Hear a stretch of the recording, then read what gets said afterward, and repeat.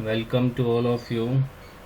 आज हम बात करेंगे जी क्लास 10 में साइंस में बायोलॉजी में आपका चैप्टर 8 चल रहा है, हाउ टू ऑर्गेनिज्म रिप्रोड्यूस। उसमें हम ह्यूमन रिप्रोडक्टिव सिस्टम के बारे में बात करेंगे जी।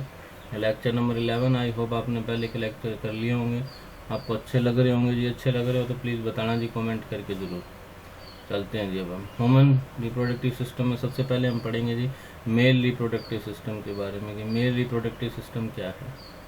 ठीक है, तो द ह्यूमन या फिर male reproductive system consist of following organs. जो ह्यूमन रिप्रोडक्टिव सिस्टम है यानी मेल रिप्रोडक्टिव सिस्टम है, उसमें कौन कौन से ऑर्गन्स आते हैं। ऑर्गन्स का मतलब होता है आपका अंग। जैसे आपने रेस्पिरेटरी सिस्टम पढ़ा, उसमें लंग्स आता है आपका।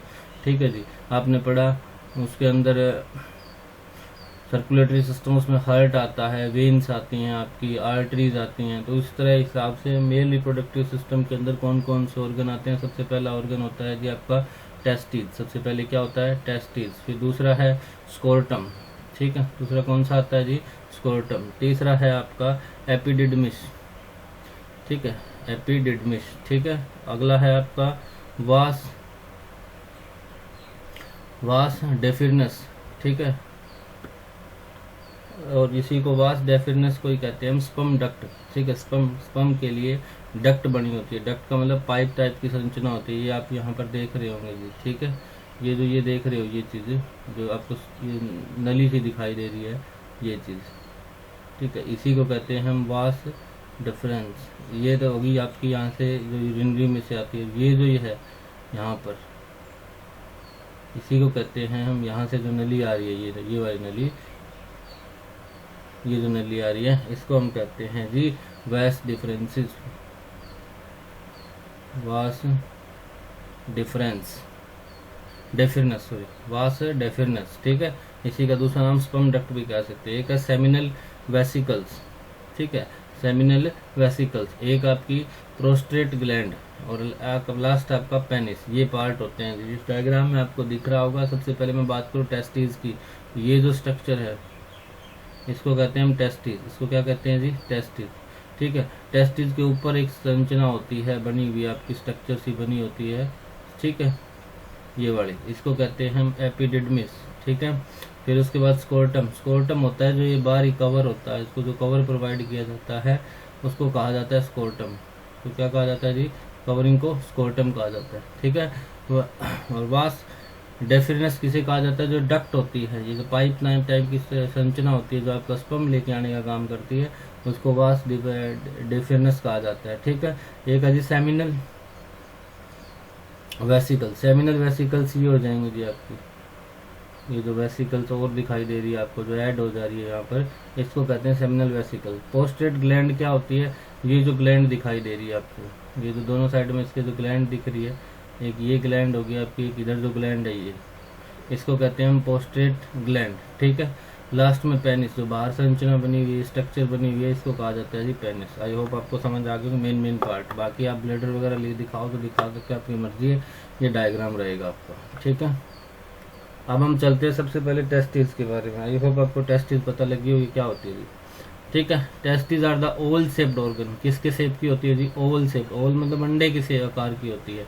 तो टेस्टिस किसके शेप की होती है जी? ओवल शेप्ड ऑर्गन होती है, which lie outside the abdominal cavity of man. जो कहाँ पर लाई करती है? Outside the abdominal cavity. Abdominal cavity क्या होती है? जो आपका पेट वगैरह, स्टमक वगैरह, लीवर वगैरह होता है, ये आपके एब्डोमिनल कैविटी में होती है। डायफ्राम वगैरह इनसे बाहर लाई करती है, यानी ये आपके कहाँ लाई करती है? टेस्टिस आउटसाइड द बॉडी लाई करती है जी। ठीक है, बॉडी के बाहर। ठीक है, ए मैन हैज 2 टेस्टिस। आदमी के पास कितनी टेस्टिस होती है? 2 टेस्टिस होती है। Testis are the primary reproductive organ in man या फिर मेल्स। ठीक है, जो टेस्टिस है वो प्राइमरी रिप्रोडक्टिव ऑर्गन होती है। ये बात इंपॉर्टेंट है, इसको अंडरलाइन भी कर लेना आप, इन मेन या इन मैन और मेल्स। ठीक है, जो टेस्टिस होती है वो प्राइमरी रिप्रोडक्टिव सिस्टम होती है। प्राइमरी मतलब सबसे पहले यही काम करती है आपका। ठीक है, टेस्टिस होगी वो रिप्रोडक्टिव ऑर्गन्स में काम करती है सबसे पहले। तो अगर पूछ लिया जाए what is the primary reproductive organs in man, ठीक है, तो आप क्या बताओगे? Testis. Testis are the primary reproductive organ in man और मेल्स। प्राइमरी मतलब होता है जो सबसे पहले, जैसे प्राइमरी क्लास लगती है वो शुरुआत होती है वहाँ से, तो टेस्टिस से ही रिप्रोडक्टिव ऑर्गन की शुरुआत होती है। तो testis are the primary reproductive organ in man या फिर मेल्स। ठीक है, the function of testis, testis का फंक्शन क्या इंपॉर्टेंट है ये जी, टेस्टिस का फंक्शन क्या होगा, the function of testis, testis का काम क्या होगा, to make the male sex cell, सबसे पहला काम होगा मेल सेक्स सेल को बनाना, ठीक है, किसको बनाना, to make the male sex cells, या फिर मेल गैमेटीज भी कह सकते हैं, ये बात आपने पहले ही पढ़ ली थी कि सेक्स सेल का दूसरा नाम क्या होता है, गैमेटीज, तो मेल सेक्स सेल बनाती है या फिर मेल गैमेटीज बनाती है, कॉल्ड, उसको क्या कहा जाता है जी, मेल सेक्स सेल्स को स्पर्म कहा जाता है, फीमेल को ओवम कहा जाता है, वो याद होगा आपको, and also to make the male sex hormone testosterone, ये भी इंपॉर्टेंट है, मेल सेक्स हार्मोन कौन सा होता है, टेस्टोस्टेरोन होता है, हार्मोन्स होते हैं जी कुछ एक टाइप के लिक्विड टाइप में, जैसे आप ये लगा सकते हो जो आपकी बॉडी को फंक्शन करवाते हैं प्रॉपर तरीके से, हार्मोन्स की वजह से बॉडी प्रॉपर फंक्शन करती है, हमने पहले पढ़े भी थे हार्मोन्स को, एक इंपॉर्टेंट हार्मोन आपकी बॉडी के, ठीक है, तो द फंक्शन ऑफ टेस्टिस क्या है जी, सबसे पहला फंक्शन होगा to make the male sex cell या मेल गैमेटीज को बनाना, सबसे पहला काम, और दूसरा काम क्या होगा, मेल सेक्स हार्मोन को भी बनाना, और मेल सेक्स हार्मोन का नाम क्या है जी, टेस्टोस्टेरोन है, और जो मेल सेक्स सेल होती है उसका नाम क्या है, स्पर्म है, ये बात याद रखनी है आपको। तो फंक्शन ऑफ टेस्टिस क्या हो जाएगा, मेक सेल को बनाना, मेल सेक्स सेल को बनाना, दूसरा काम क्या हो जाएगा, मेल सेक्स हार्मोन को बनाना, ठीक है, मेल सेक्स सेल का मतलब स्पर्म को बनाना, मेल सेक्स हार्मोन का मतलब टेस्टोस्टेरोन को बनाना, ठीक है जी, समझ आ गई होगी ये बात आपको, ठीक है। प्लीज नोट दैट, ये बात बिल्कुल नोट करनी है कि testis of a men make the male, जो मेल सेक्स गैमेटीज होती है वो from puberty onwards throughout his life, ये बात इंपॉर्टेंट है कि जो भी टेस्टिस होती है मैन की वो क्या करती है, जो भी सेक्स गैमेटीज होती है यानी कि स्पर्म होता है वो पुबर्टी से लेके, पुबर्टी की एज आपने पढ़ी ली थी, ठीक है, उससे लेके थ्रू आउट हिज लाइफ, पूरी लाइफ बनाती है ये, ठीक है, टेस्टिस क्या करती है, स्पर्म आपका पूरी लाइफ बनाती है, ठीक है। The testis of a man lie in small muscular porch, जो टेस्टिस होती है वो एक स्मॉल मस्कुलर पोर्च में, एक मसल की पोर्च होती है उसके अंदर होती है, पोर्च का मतलब समझ गए होंगे, थैला टाइप की स्ट्रक्चर मान सकते हो आप, जो टेस्टिस होती है मैन की वो कहाँ लाई करती है, एक पोर्च के अंदर लाई करती है, उसको क्या कहा जाता है जी, स्कोर्टम कहा जाता है, ये बात आपने यहाँ भी देखी होगी, देखो ये टेस्टिस है आपकी, ये टेस्टिस कहाँ लाई कर रही है आपकी, देखो ये टेस्टिस है, ये टेस्टिस होगी, ये वाली जो अंदर दिख रही है ये टेस्टिस होती है, ये जो बाहर स्ट्रक्चर होती है जो पोच जिसमें लाई करती है उसको क्या कहा जाता है, स्कोर्टम कहा जाता है, यही बात यहाँ लिखी हुई है कि जो टेस्टिस है वो कहाँ लाई करती है आपकी, एक स्मॉल मस्कुलर पोच में लाई करती है, उसको क्या कहा जाता है, scrotum, outside the abdominal cavity, abdominal cavity के कहाँ होती है, बाहर होती है, ये बात आपको पहले बता दी गई।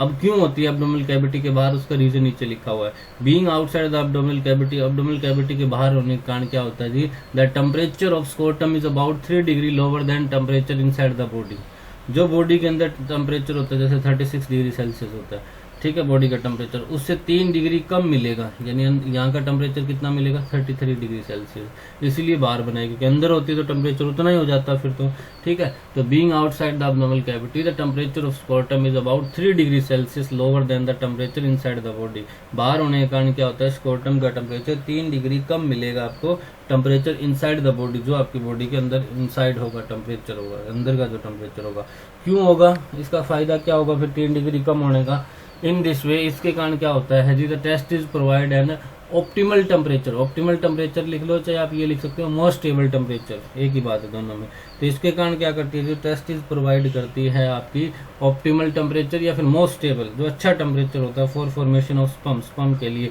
अब स्पर्म बनेगा, स्पर्म को अगर हाई टेम्परेचर मिल गया तो हो सकता है स्पर्म खराब हो जाए, वहाँ पे स्पर्म आपका डेड हो सकता है, और स्पर्म प्रॉपर तरीके से बनता रहे, प्रॉपर तरीके से उसका मूवमेंट होता रहे, उसको इसलिए इसको टेम्परेचर क्या चाहिए, कम चाहिए, ठीक है, इसीलिए टेस्टिस का जो टेम्परेचर होता है स्कोर्टम का वो 3 डिग्री कम होता है, समझ आ गई होगी आपको। पहले आपने पढ़ा कि ओवल शेप की होती है, आउटसाइड द एब्डोमिनल कैविटी लाई करती है, ये 2 टेस्टिस होती है, ये प्राइमरी रिप्रोडक्टिव ऑर्गन होती है आपका मेन के अंदर या फिर मैन के अंदर या फिर मेल्स के अंदर, ठीक है। इनका फंक्शन क्या होगा, मेल सेक्स सेल को बनाना, स्पर्म को बनाना, और मेल सेक्स हार्मोन यानी टेस्टोस्टेरोन को बनाना। ठीक है। इसके साथ साथ हमने ये पढ़ा कि जो टेस्टिस होती है उस पर हम कब से कब तक बनाते हैं, तो पुबर्टी से लेकर थ्रू आउट इज लाइफ, पूरी लाइफ बनाती रहती है, ठीक है।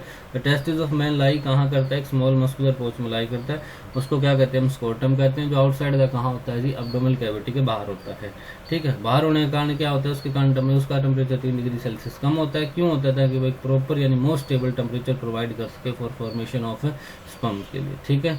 आई होप आपको इतना समझ आ गया होगा। अब देखो जी नेक्स्ट क्या होता है, द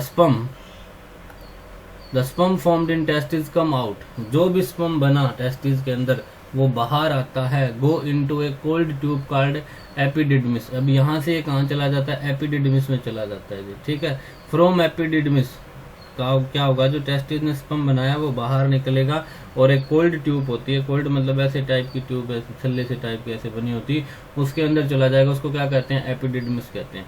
फ्रॉम एपिडिडमिस, देखो यहाँ से ये स्पर्म बनेगा, यहाँ से स्पर्म बनने के बाद ये देखो ये आ जा रही है यहाँ पे, यहाँ पे स्पर्म बनेगा, या स्पर्म बनने के बाद यहाँ पे चला जाएगा, ये आपकी एपिडिडमिस है। और इस एपिडिडमिस से ये जो स्ट्रक्चर दिखाई दे रही है आपको, ये दिख रही है ना अंदर, इसी को कहते हैं वास डेफिनस, ठीक है, स्पर्म डक्ट कहते हैं इसको, ठीक है। तो देखो, तो द फ्रॉम एपिडिडमिस क्या होगा, the sperm was carried out by long tube, एक लॉन्ग ट्यूब के द्वारा स्पर्म को कैरिड किया जाएगा, उसको क्या कहा जाते हैं, हमें वास डेफिनस कहते हैं, ठीक है। या फिर स्पर्म डक्ट भी कह सकते हैं, उसका दूसरा नाम क्या है, स्पर्म डक्ट भी लिख सकते हो। Which join with another tube called urethra coming from bladder, जो किसके साथ ज्वाइन हो जाती है, देखो ये यहाँ से आई है, ये चीज ये दिख रही होगी आपको, ये यहाँ पे आने के बाद ये ज्वाइन हो जाएगी, जो ब्लेडर से आपकी, ब्लेडर में आपका यूरिन स्टोर होता है, उससे होने के बाद जैसे ये इधर से आई और ये इधर से आती है, ये दोनों यहाँ पे क्या हो जाती है जी, ये दोनों ज्वाइन हो जाती है, यहाँ पे मिल जाती है। ये जो आपके ऊपर वाली दिख रही है, ये तो है जी आपकी वास डेफिनस, ठीक है। और ये आपकी यूरेटर, ये आपकी जो आपका ब्लेडर है वहां से निकल के आ रही है यूरेटर, इन दोनों में क्या हो जाती है, ये मिक्स हो जाती है, जुड़ जाती है आपस में, ठीक है। तो ये क्या होती है जी, which join with another tube called urethra coming from the bladder along the path of vas deferens, the gland called seminal vesicle and prostate gland add their secretion to sperm। अब इसके अंदर क्या होता है कि जब इसके अंदर से चल रहा होता है, एक तो सेमिनल ये वेसिकल दिख रही होगी आपको, यहाँ पर होती है जी, ठीक है, यहाँ से, और ये जो आपकी पोस्टेट ग्लैंड होती है, ये दोनों कुछ एक सिक्रेशन करती है, ठीक है, कुछ एक हार्मोन्स का, एंजाइम का सिक्रेशन करती है, उसके कारण क्या हो जाता है, ये जो आपका स्पर्म है ये और ज्यादा एक्टिव हो जाता है और ये खराब नहीं हो पाता स्पर्म, जिसकी वजह से, ठीक है। तो ये क्या होता है जी, along the path of vas deferens the gland called seminal vesicles and prostate gland add their secretion to sperm so that sperm are now in liquid।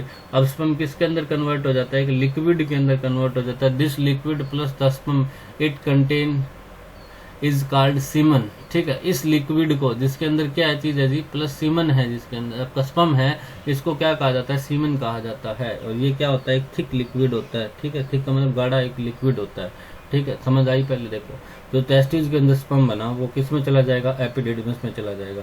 Epididymis से कहाँ चला जाएगा, ये वैस डेफिनस एक डक्ट होती है, ट्यूब होती है, कि उस ट्यूब से कहाँ चला जाएगा, ये ट्यूब आगे जाए कहाँ मिल जाएगी, यूरेथ्रा में मिल जाएगी। यूरेथ्रा क्या होती है, आपने पढ़ा था यूरिनरी सिस्टम में, आपने पढ़ा था ना, जो आपका एक्सक्रेटरी सिस्टम था, किडनी से आपका ब्लेडर में आता है यूरिन, यूरिन से आगे आगे चला जाता है यूरेथ्रा से, ठीक है। तो यूरेथ्रा में जाके कनेक्ट हो जाती है, ठीक है। और इस रास्ते में क्या होता है, इसके पाथ में जो एक सेमिनल वेसिकल होती है और एक आपका प्रोस्टेट ग्लैंड होती है, ये अपना ऐड कर देती है सिक्रेशन को स्पर्म के अंदर, ठीक है। अब स्पर्म क्या हो जाता है, लिक्विड फॉर्म में हो जाता है। इसी लिक्विड फॉर्म को क्या कहा जाता है, सीमन कहा जाता है। सीमन क्या होता है, थिक लिक्विड होता है, ठीक है। तो the secretion of semen vesicle and prostate gland provide nutrition to the sperm. ये क्या करती है, जो सेमिनल वेसिकल है और जो प्रोस्टेट ग्लैंड का सिक्रेशन होता है, ठीक है, ये क्या प्रोवाइड करता है, न्यूट्रिशन प्रोवाइड करता है। न्यूट्रिशन मतलब प्रॉपर न्यूट्रिशन मिलता रहेगा, प्रॉपर खाना वगैरह उसको मिलता रहे स्पर्म को। And also make their function transport easier, और उनका फंक्शन जो ट्रांसपोर्ट होना है, ठीक है, मेल से कहाँ जाना है, फीमेल में जाना है, वो भी इजीली ट्रांसपोर्ट हो उसके, ये काम होता है मेन इसके एक्सक्रीशन का, ठीक है। यूरेथ्रा फॉर्म में common passage for sperm and urine, ये इंपॉर्टेंट बात है। आगे जो यूरेथ्रा होता है वो एक कॉमन पास बनता है। कॉमन पास का मतलब उसी से यूरिन आता है और उसी से क्या निकलता है जी, स्पर्म निकलता है, ठीक है। यूरेथ्रा फॉर्म में common passage for sperm and urine, ये बात इंपॉर्टेंट है। Urethra carries the sperm to the organ called penis. Urethra क्या करता है, उस स्पर्म को कहाँ तक लेके जाता है, पेनिस तक लेके जाता है, which open outside the body, जो बात उससे क्या हो जाता है, वो बाहर निकल जाता है बॉडी से। ठीक है, प्लीज ये बात नोट कर लीजिएगा कि मैन के अंदर या ह्यूमन मेल जो होते हैं, there is only one opening for urine and sperm to pass out the body. सिर्फ एक ही ओपनिंग होती है, किसके लिए, यूरिन के लिए भी और स्पर्म के लिए, यानी उसी डक्ट से यूरिन आएगा, उसी डक्ट से क्या आता है, स्पर्म आता है, to pass out of the body, body से बाहर निकलने के लिए। आई होप आपको ये चीज समझ आ गई होगी। ठीक है, अब हम चलते हैं जी, नहीं भी समझ आए तो रिपीट कीजिएगा 2-3 बार और अच्छे से क्लियर हो जाएंगे कंसेप्ट आप। ठीक है, ये बाहर हो गया आपका, यहीं तक होता है जी, यहाँ से ये कहाँ चला जाता है, जो भी फीमेल होगी उसके अंदर चला जाएगा। अब हम आगे पढ़ेंगे नेक्स्ट वीडियो में फीमेल रिप्रोडक्टिव सिस्टम के बारे में। ठीक है, तो आई होप आपको इतना समझ आ गया हो। अगर समझ आ गया हो इतना, तो मेल रिप्रोडक्टिव सिस्टम इतना ही है जी। अगर इसकी पीडीएफ चाहिए आपको तो हमारे टेलीग्राम ग्रुप को जरूर ज्वाइन कर लीजिएगा जी, पवन सांड सर के नाम से, उसको ज्वाइन करना ना भूले। उस पर आपको पीडीएफ मिल जाएगी, हर एक वीडियो की पीडीएफ मिलती है यहाँ पर। ठीक है, और अगर वीडियो अच्छी लगी तो प्लीज़ लाइक जरूर करें, चैनल को शेयर जरूर करें, सब्सक्राइब करना भी ना भूलें, और कमेंट करके जरूर बताएं जी कैसा लगा आपको। ठीक है, be better learn better. Thank you, have a nice day.